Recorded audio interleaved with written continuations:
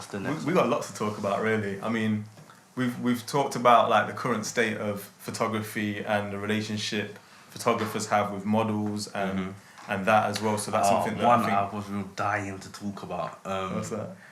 What do you think about like the creepy photographers? Right, because so this is a good topic. The thing is, I don't know what time you're going to be watching this, but at time of recording, I've only got 8,700 followers. When I was like 3,000, I was still getting very large models. Like, I don't know if you guys are probably watching this, the Ignite models, Dan Bilzerian. Yeah. Like, I've shot a few of those when I was in 2017. I only had like 3,000 followers. Yeah. They've got like 400 and something at that time. I don't know what they got now. But it's like, I think I got those because of my reputation of not being creepy. Yeah. But the thing is, a lot of photographers that are creepy, big photographers, that I'm going to say their name, but they're big photographers in this thing, you know? Like, big boys and in this they're just thing. not navigating correct. They're creepy, and models are telling me, I'm thinking, why are you not like out in it? It's like, it's annoying because it's like, it's taking business away from me and you. Do you know what it is, though? Do you get what I mean? Just if we look at the history of it, bro, it's like, some people are even coming from that era of knowing like the Harvey Weinstein era, where it's like women were like, what's it called? Like, is it whistleblowing? What's the word that they say where you like you're held out on the streets and stuff like that, and it's normal. And that was before, back like say in the 70s, 80s. That could have been like a compliment to be like, oh, like, oh, look at that pretty girl over there. Woo, woo. You know what I mean? But like now, it's like we're now part of this generation where it's like. Catcalling. Catcalling, that's the word, catcalling. Where it's like now we've kind of switched it where that's not right. And I understand that and respect that. But like you say, the thing when it comes to addressing like creepy photographers is, I think it comes down to the fact that a lot of people have a lack of understanding of how to communicate with each other. First and foremost, like there is a misconception that, oh well, you're just a model rather than you're a human being. Do you get what I mean? And then they shoot a certain type of photography, so that means they must be like... Yeah, and it's like, no, that's not the case at all. Yeah. Because personally, like you say, same, I've never had a problem having conversations and creating relationships with models who look and may be conveyed a certain way. Do you get what I mean? Because I'm open to having conversations with them and understanding about who they are as a person, first and foremost. You don't realise that they might come across... Let's say, for instance, there's a model that comes across very overly sexy and like raunchy and trying to reel you in with their captions are like just dirt. But you need to separate that. That's business. Yeah, getting you to sign up to their OnlyFans. It's the and the endemic person is compelling. I literally one of my last trips, like a lovely girl. She personally, we're having conversations of her business mind is madness. Like I'm thinking. I was blown. I was like, this girl, what she's invested her OnlyFans money into, by the end of this year, she won't be on social media. She'll just be living off her property money. This is it. This is it. And on the forefront, you think, oh, this girl just gets her body out. Yeah. Oh, she's not to be respected. Listen, this girl's got more game in this business world than I have. I was just like, I can learn stuff from her. And I was just like, what?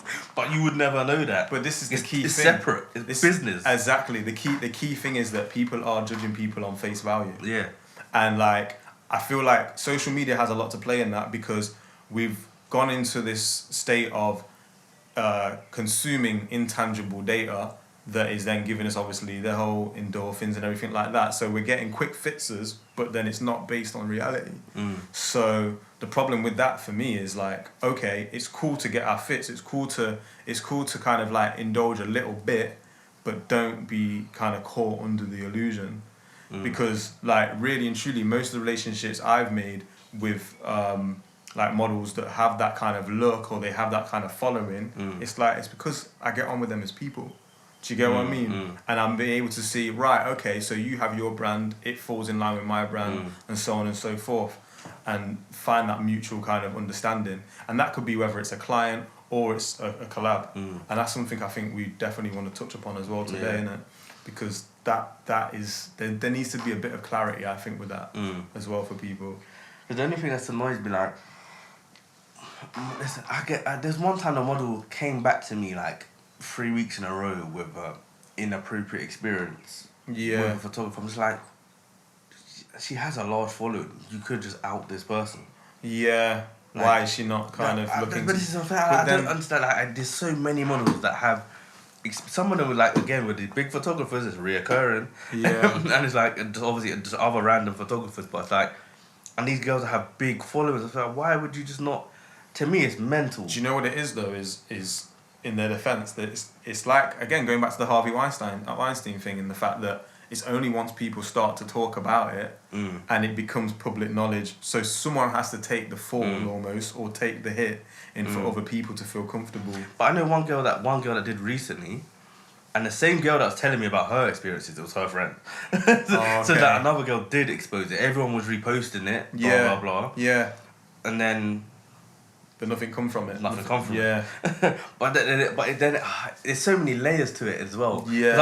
I want to like play devil's advocate as well, because okay, cool. Let's say on a shoot, a guy's in a photographer's inappropriate, and then I don't know. I've heard some wild stories there, but let's say he's just inappropriate. He hasn't kept it professional. Yeah. Or whatever.